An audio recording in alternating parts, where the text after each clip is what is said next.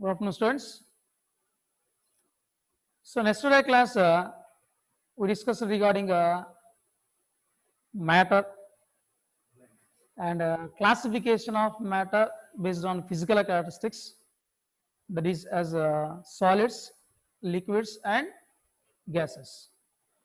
The comparison of the properties of solids, liquids, and gases also discussed. In today's class, we are going to discuss about the classification of matter based on the chemical nature of matter. See, depending on chemical nature or chemical properties, matter is classified into two types. One is pure substances,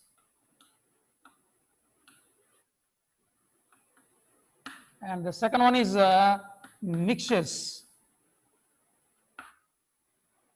Pure substances and mixtures. Again, so these pure substances are further classified into elements and compounds. So pure substance are further classified into elements and compounds. Mixtures. So these mixtures are classified into two types. One is a homogeneous mixture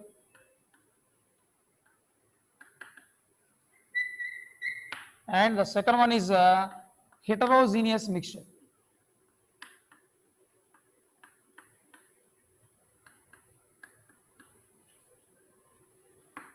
Homogeneous mixture and heterogeneous mixture. Again, these elements are further classified into three types: metals, non-metals,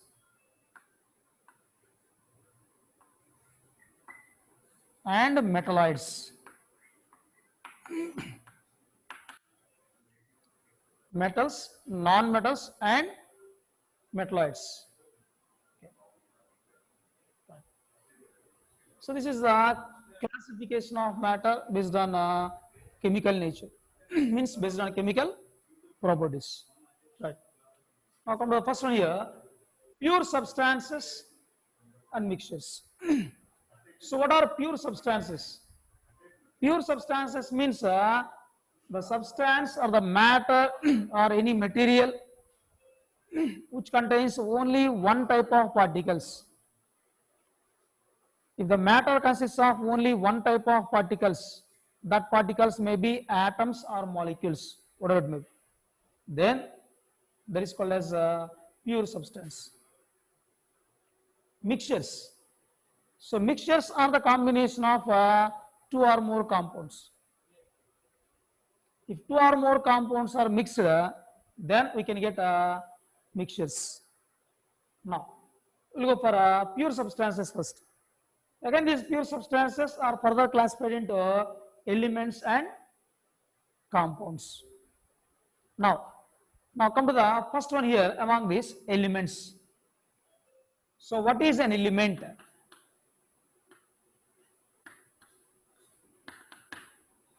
So, what is an element and how many elements are present?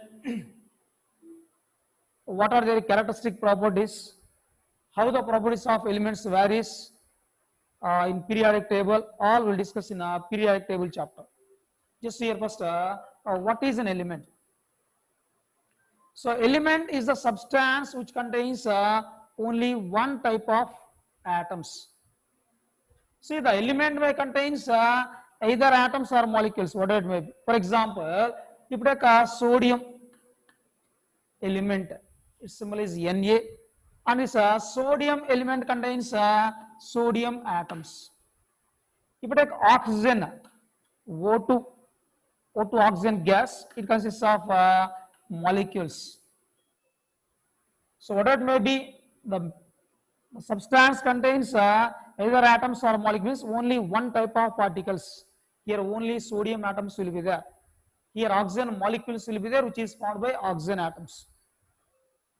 So the substance which contains only one type of particles, means only one type of atoms, simply called as. That atoms will combine and forms molecule, and that molecules may exist in the matter. So the substance which contains only one type of atoms is nothing but called as element. And this element may contains either atoms or molecules. Atoms or molecules may be present in a element. Okay, right. Then, so there are more than 110 elements are there for us. What about their properties? How these elements are arranged in periodic table? On what properties, on what basics these are arranged? All those we'll discuss in the chapter periodic table. Now, again, so these elements are further classified into three types. What those are? Metals, non-metals, and metalloids. Then how can we distinguish a metal and non-metal? Generally, based on some physical characteristics, we can distinguish metals and non-metals, but not always true. These are general properties, that's all. So metals, if you take metals are brittle, they are having a lustrous nature, means a shining nature. The surface of a metal is having a shining nature, whereas the non-metals are almost all non-metals are non-lustrous in nature. And one more property, metals are good conductors of heat and electricity, whereas the non-metals are bad conductors of heat and electricity. Except one element, that is graphite, nothing but carbon. It is a good conductor of electricity. Other than that, remaining non-elements, non-metals are almost bad conductors of heat as well as electricity. So metals are lustrous, they are having shining nature, and metals are good conductors of heat and electricity. Whereas non-metals are having no lustrous, and they are generally bad conductors of heat and electricity. These are the general characteristics of metals and non-metals. Let us see some examples of metals which are known for as gold Au, iron Fe, silver Az, and so on like this. These are some examples of metals. Non-metals, oxygen O2, okay, nitrogen N2, hydrogen H2, boron B, carbon C. These are some examples of non-metals. Then what about metalloid? What is meant by metalloid? See, some elements are having both metallic characters as well as non-metallic characters. Means they possess the nature of metals in some aspects, as well as they possess the nature of non-metals in some other aspects. That means these are the elements which possess both metallic characters as well as non-metallic characters. Such elements are called as metalloids. An example, germanium, which is present in 14th group, arsenic, antimony, selenium, tellurium. So these are some elements. Selenium. So these are some elements which possess both metallic character as well as non-metallic character. So which are known as metalloids. So like this, pure substances are classified into two types, elements and compounds. So element means the substance which consists of only one type of atoms, that is an element. And that element may consist of either atoms or molecules as the constituent particles. Now, these elements are further classified into three types, metals, non-metals and metalloids. Metals are generally lustrous in nature and they are good conductors of heat and electricity. Again, in metals, some metals are soft and some metals are hard and some metals are moderately hard. All types of metals are there, soft metal, hard metals, moderately hard metals, brittle metals, different varieties of metals also present. Non-metals are generally non-lustrous in nature, except diamond, which is a carbon, which is non-metal. Most of the non-metals, most of the non-metals are having no lustrous nature, and they are generally bad conductors of heat and electricity. Metalloids. So these are the elements which are having the characteristics of metals as well as non-metals. Such are called metalloids.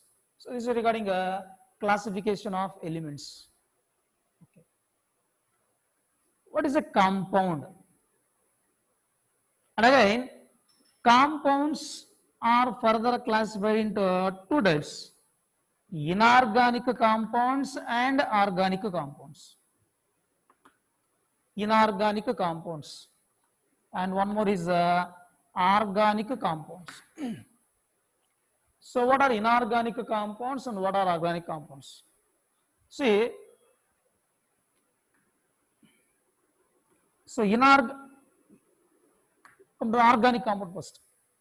The compounds of carbon means the compounds in which the properties of compounds depends mainly on the nature of the carbon. Those are called as organic compounds. Other than carbon compounds, the remaining all are called as inorganic compounds. For example, take some examples for organic compounds. Hydrocarbons, nothing but the gases like methane, ethane, propane, butane, and so on.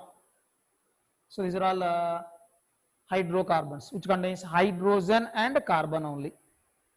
Carbohydrates, which provides energy to our body through diet, nothing but starch, which is a polymer of glucose. Glucose is the best example for carbohydrate, whose molecular formula is C6H12O6. So it is an organic compound. Or if you take alcohols, ethers, aldehydes, ketones, carboxylic acids, like that different types of compounds are there. In all these, the nature of the compounds depends upon the nature of the carbon atom. Such compounds are called as organic compounds.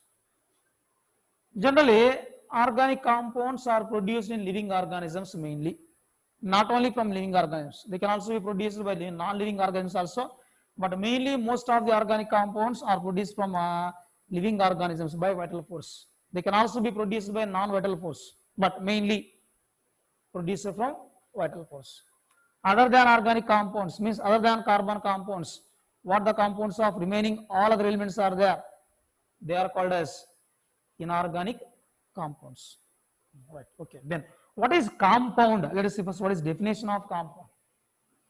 So what is a compound and how a compound is formed?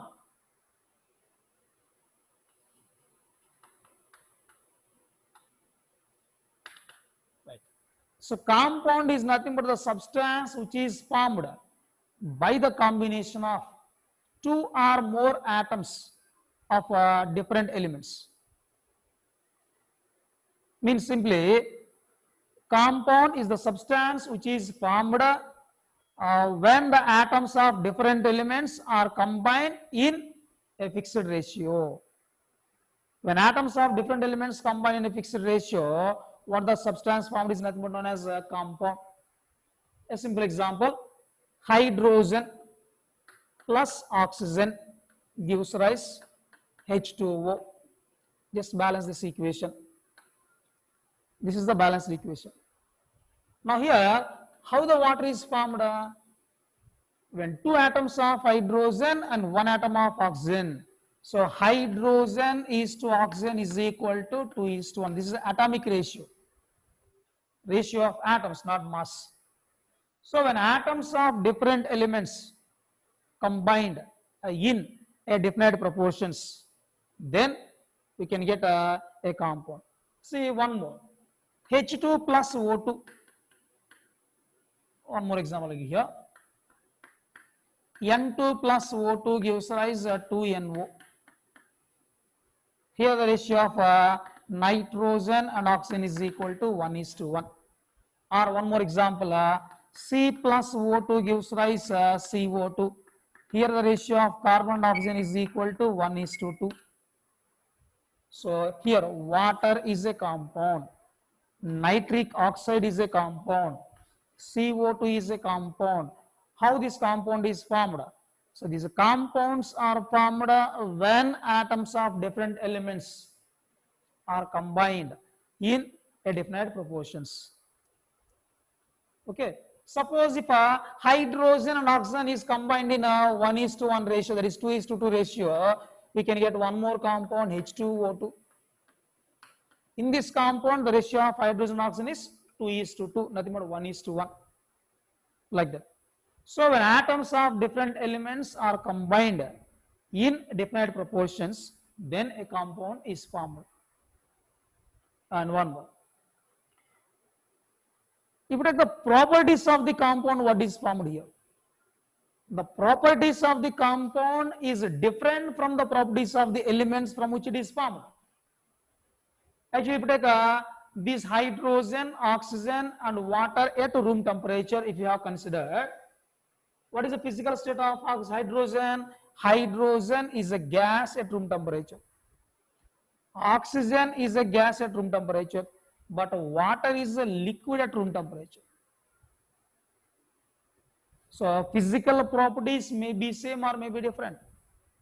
And chemical properties, if you take, oxygen is a supporter of combustion, whereas water is not a supporter of combustion. Means whatever the properties of the compound is there, the properties of the compound are different from the properties of the elements from which it is formed. Okay, elements properties and compound properties are not same, they are different.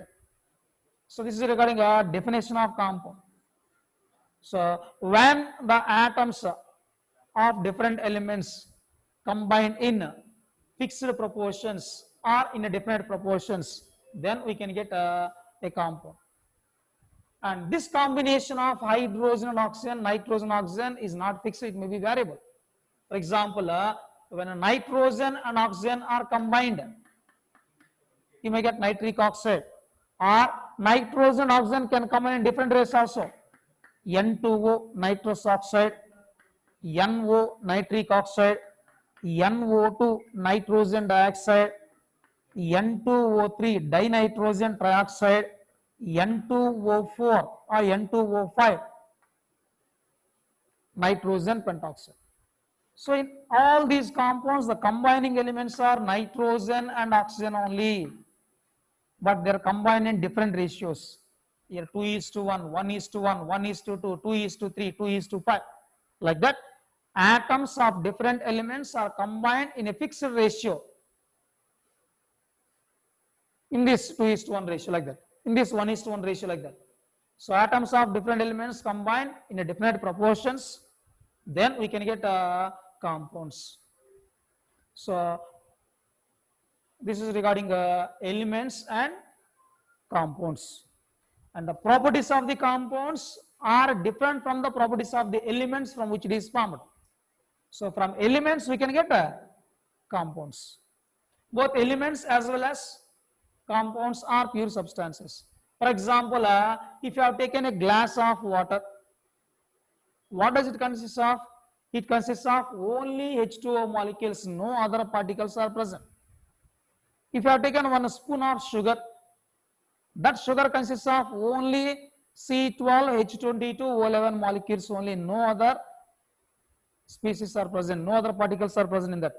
Like that, both elements and compounds comes under pure substances. Okay. This is regarding pure substances. Now come to mixtures. Let us take an example of mixtures. So I have taken some 10 ml of water. To that, 5 ml of alcohol, ethyl alcohol is added, C2H5OH. This is one example. And one more example is, so some 100 grams of rice plus some 50 grams of dal. Both I have mixed. So two cases, two mixtures I have taken here. In first case, I have taken 10 ml of water plus 5 ml of ethyl alcohol. In second case, I have taken example of 100 grams of rice and 50 grams of dal.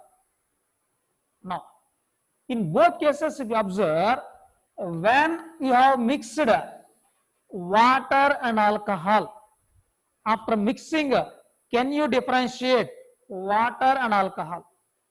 Is it possible? Not possible. Or take 1 glass of milk, add half glass of water to that. We are mixing milk and water. After mixing water, can you differentiate water and milk? Not possible.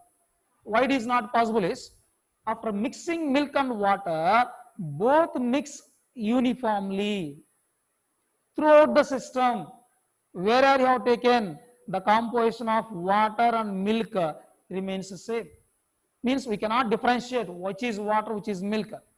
They mix uniformly, and throughout the system, the composition is same.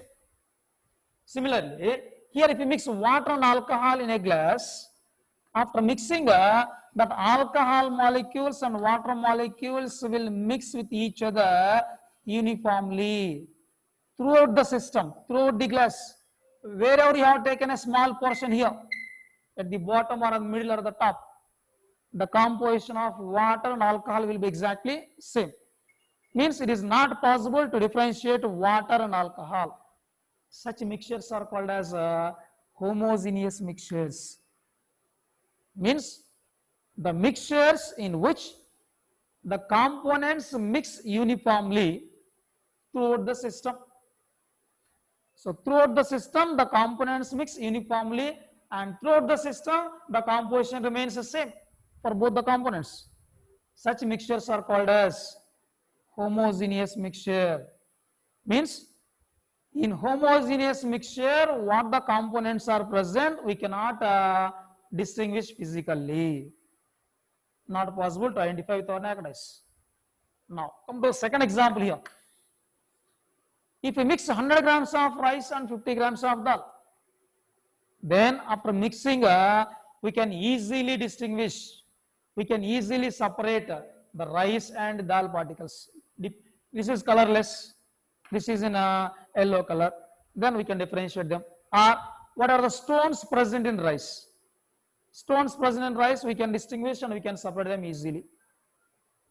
Means why? Because here, after mixing rice and dal, they will not mix uniformly.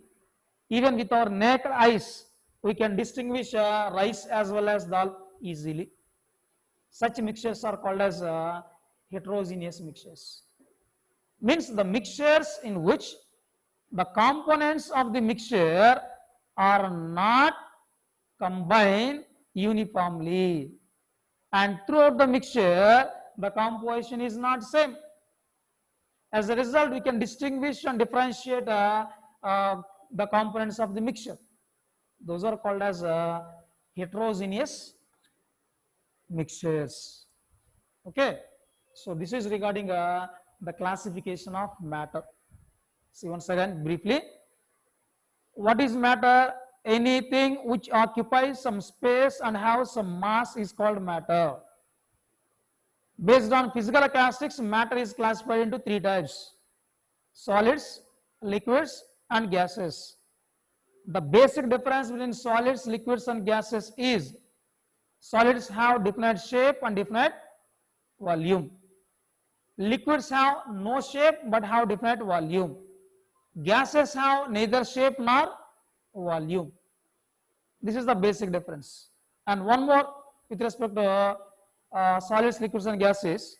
In solids, intermolecular space is less, intermolecular attraction forces are more. In liquids, intermolecular space is more, and intermolecular attractive forces are less. Whereas in gases, intermolecular distance is very high, at the same time intermolecular forces are very less. So this is the basic difference between solids, liquids, and gases. And we can interchange these physical states by changing the temperature of the system. That is what we discussed in yesterday's class: intermolecular forces and thermal energy. Thermal energy try to keep the molecules together, whereas thermal energy try to keep the molecules apart from each other, whereas intermolecular forces try to keep the particles together. If the intermolecular forces are predominant, then the physical state changes from gas to liquid, liquid to solid. If thermal energy is predominant over intermolecular forces, then the state changes from solid to liquid and liquid to gases. That is a physical classification. Now come to the chemical classification of matter. Based on chemical behavior, pure substances and mixtures, two types we can divide. Again, pure substances of two types, elements and compounds. Elements consist of only one type of atoms. These are further divided into metals, non-metals and metalloids. Compounds are further divided into inorganic compounds and organic compounds. See, the compounds of carbon are known as organic compounds. Means all compounds containing carbon are not organic compounds. The compounds in which the properties of compound depends on the nature of carbon mainly. So those are organic compounds. Other than carbon, remaining elements, compounds are called as inorganic compounds. Okay. Next. Mixtures are further classified into two types, homogeneous mixture and heterogeneous mixture. Means the mixtures in which the components mix uniformly throughout the system are called as homogeneous mixtures. The mixtures in which components cannot mix evenly, means uniformly throughout the system, are called as heterogeneous mixtures. So this is regarding classification of matter. Right.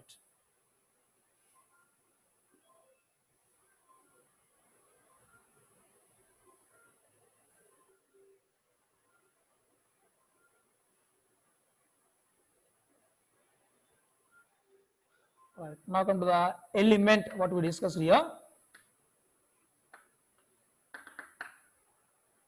So element means the substance which contains only one type of atoms, and that element may consist of either atoms or molecules.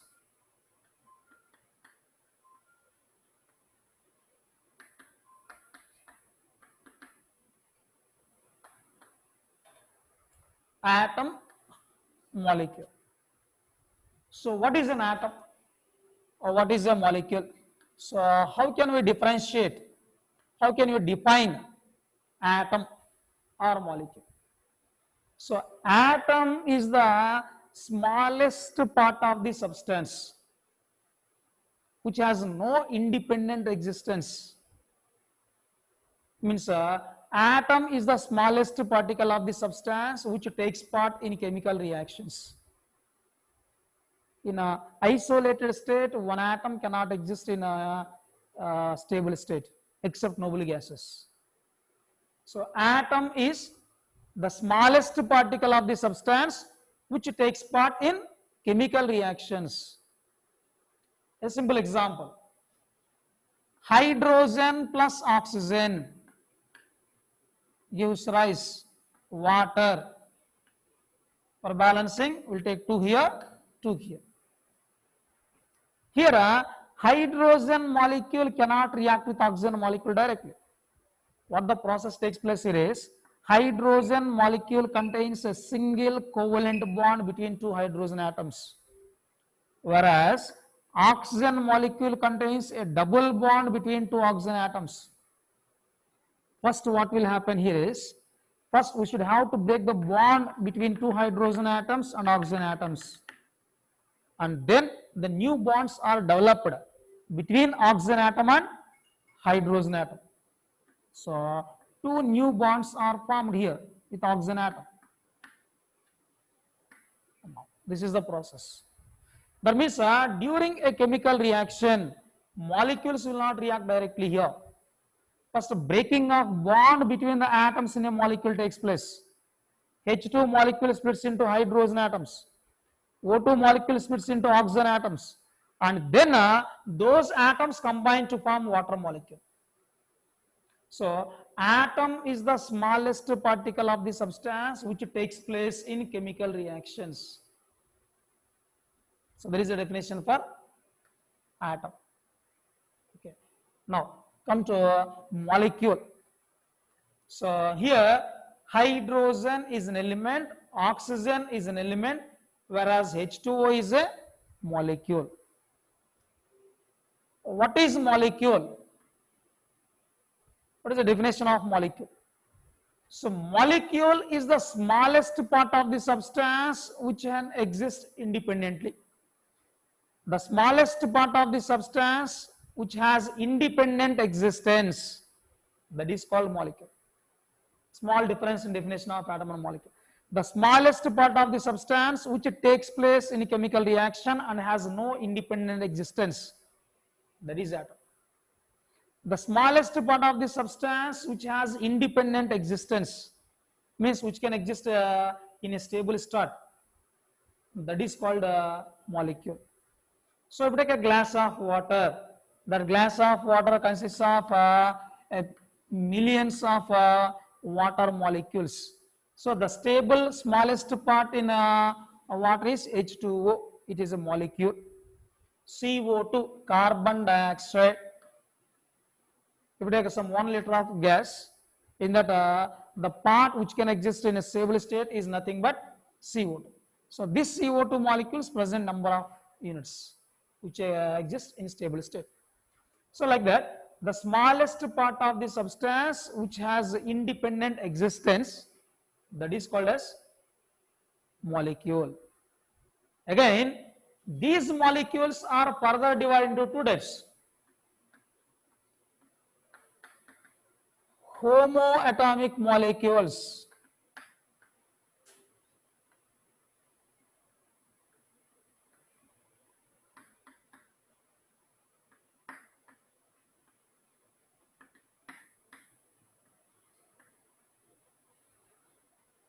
Homoatomic molecules and heteroatomic molecules.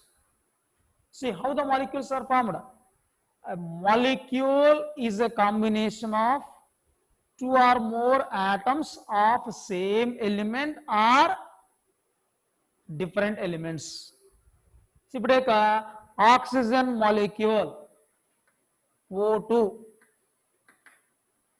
it is a combination of two atoms of oxygen. Ozone, O3, it is a combination of three atoms of oxygen. Phosphorus, P4, it is a combination of four phosphorus atoms. Sulfur molecule, S8, that is a combination of 8 sulfur atoms. See, if you observe here, in all these molecules, it is formed by the combination of only one type of atoms. That's why these are called as homoatomic molecules. Means if the molecule consists of atoms of only one element, those are called as homoatomic molecules. And one more term is there, atomicity. Atomicity is nothing but a number of atoms present in a molecule. So here, the atomicity of oxygen molecule is 2, because only 2 atoms are present here. The atomicity of ozone is 3. The atomicity of phosphorus is 4. The atomicity of sulfur is 8.